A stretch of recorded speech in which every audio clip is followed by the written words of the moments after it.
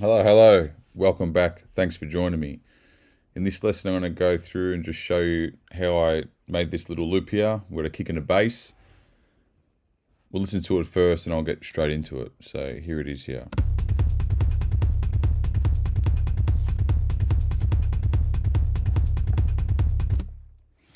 I've kept it somewhat simple, not as hard as my typical style.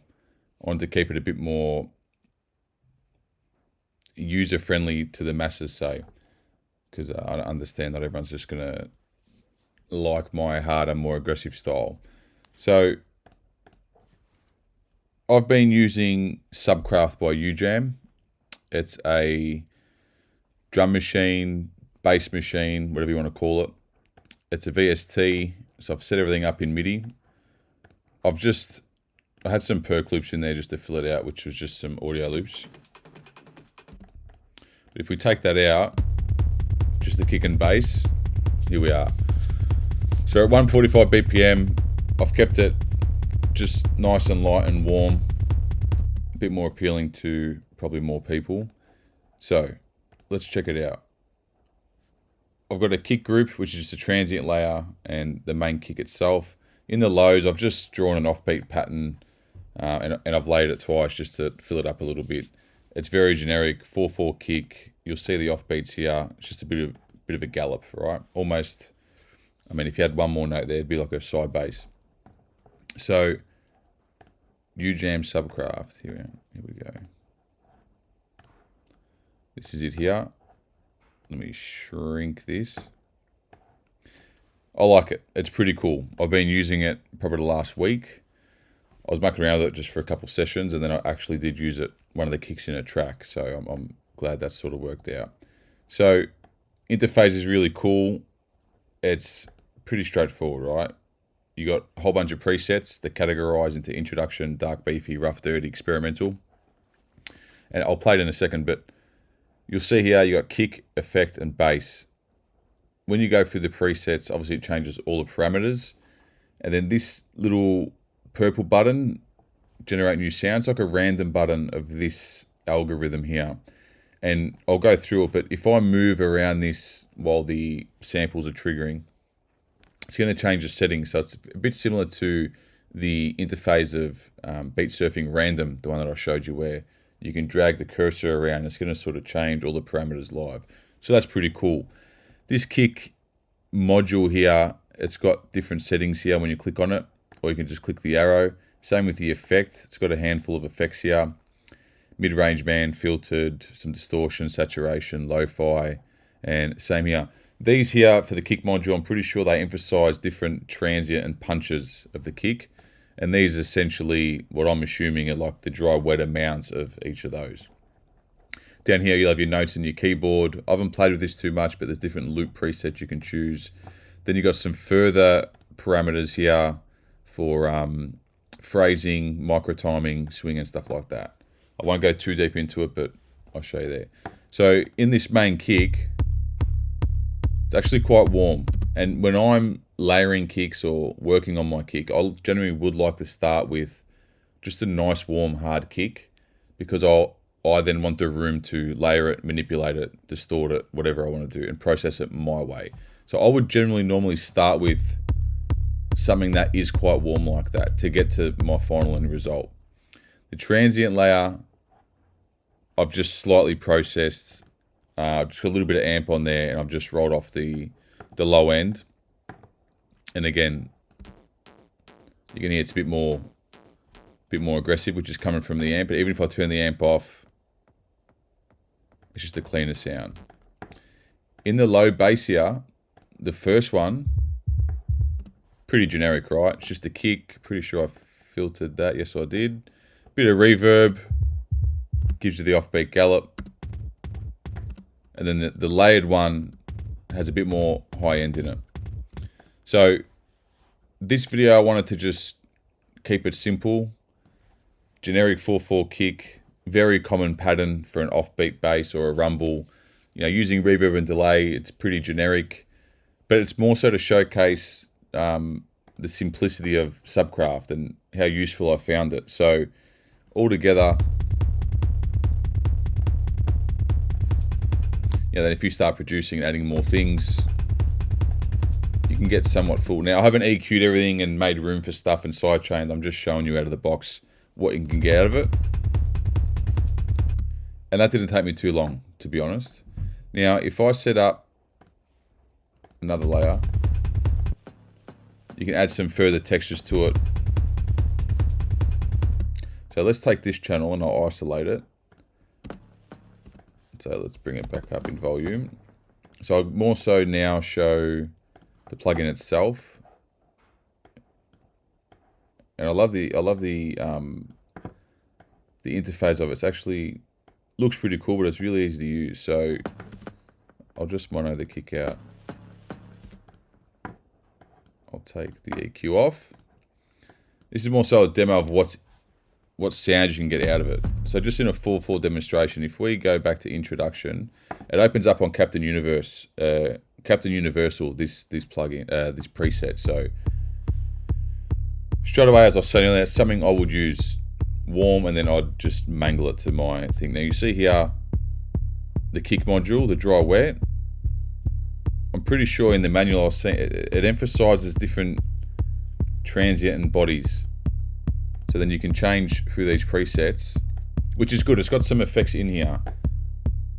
So you can tweak it. If we go back to the original preset, you can probably get it how you want it inside here.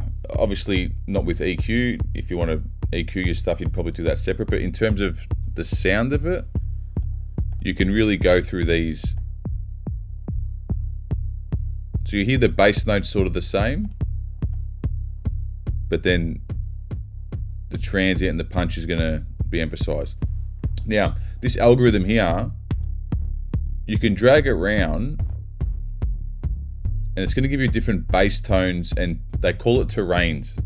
Different bass tones and terrains, and it's just going to morph the possibilities that's within the plugin itself. So you can see here already on the initial preset, if we don't touch the settings in terms of the kick and the effect,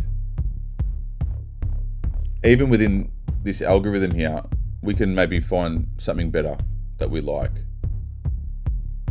So let's say it's there.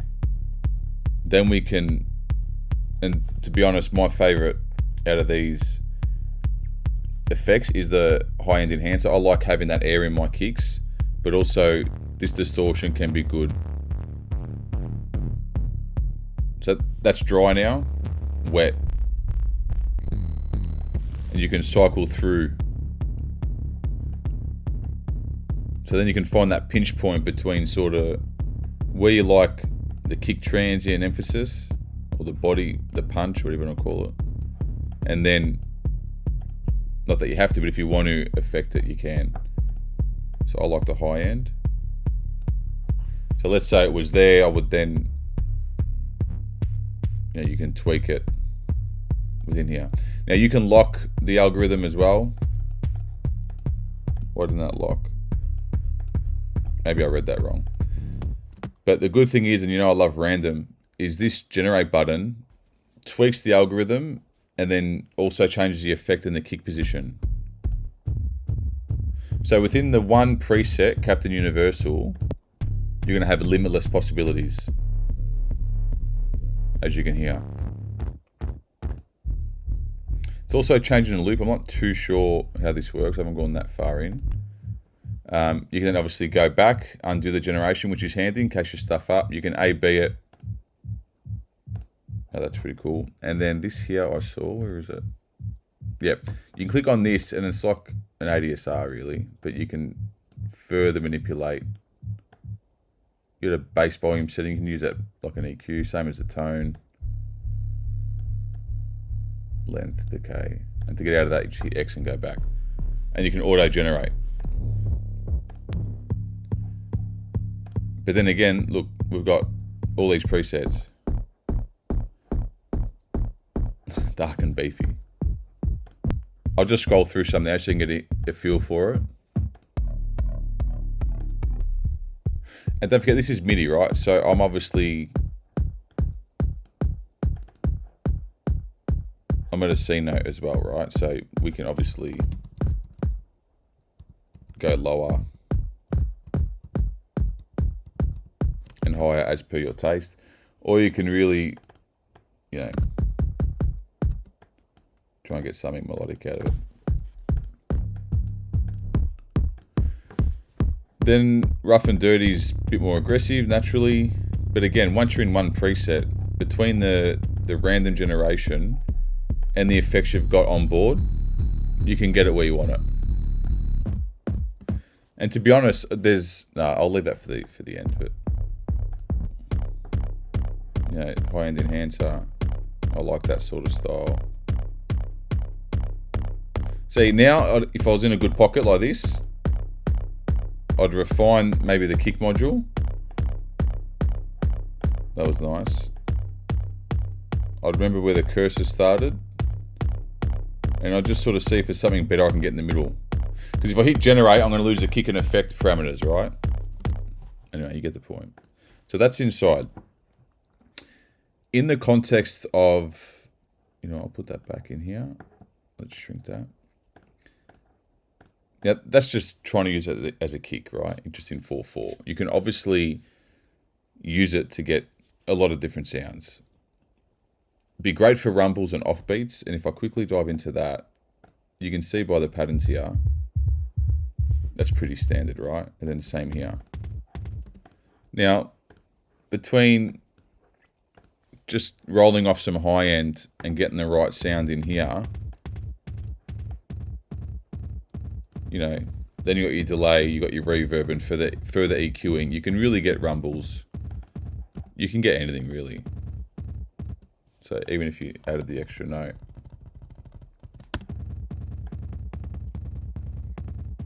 You can then start to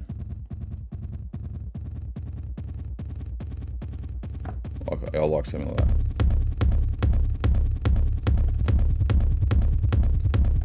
So you can just tweak it and yeah, see that crunch there? I like that. And then you can start getting into it. So it's a pretty good tool. I like it. I really do. Now, in the context of outside of just a 4/4 kick or trying to get a rumble, you know, if you're doing something like hip hop, there's heaps of 808 sounds in there. You can use it even as a bass line. Now, I've just set up Rosa as a sequencer just to trigger some randomness and different notes rather than being so static on a 4/4. You can see it's triggering different notes around. This is where you can get into these settings where you can muck around with the swing. You can double the time, and let's go 1/8. And then play with these loops.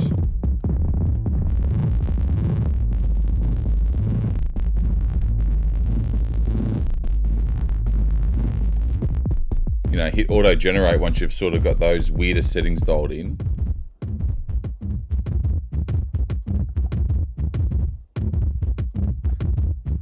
I like that shit. So if I just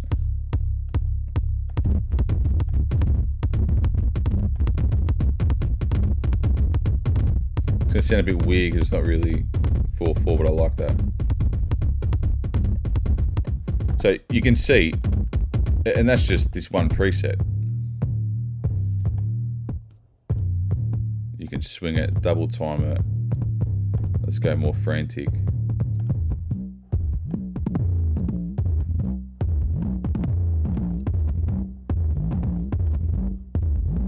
Then this, I think, is the shuffle amount. So it doesn't shuffle as aggressive. It's like a dry wet for the randomness, basically.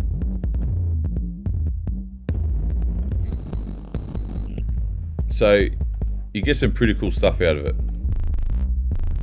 And then obviously you can change the sequence of notes, mute steps. You can use obviously different sequences. Change the octaves, stuff like that, velocities. That's just based on Rosa, but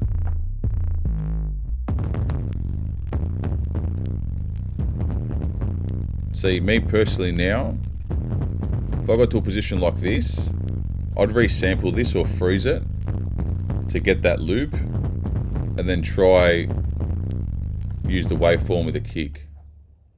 And I'll do that quickly now.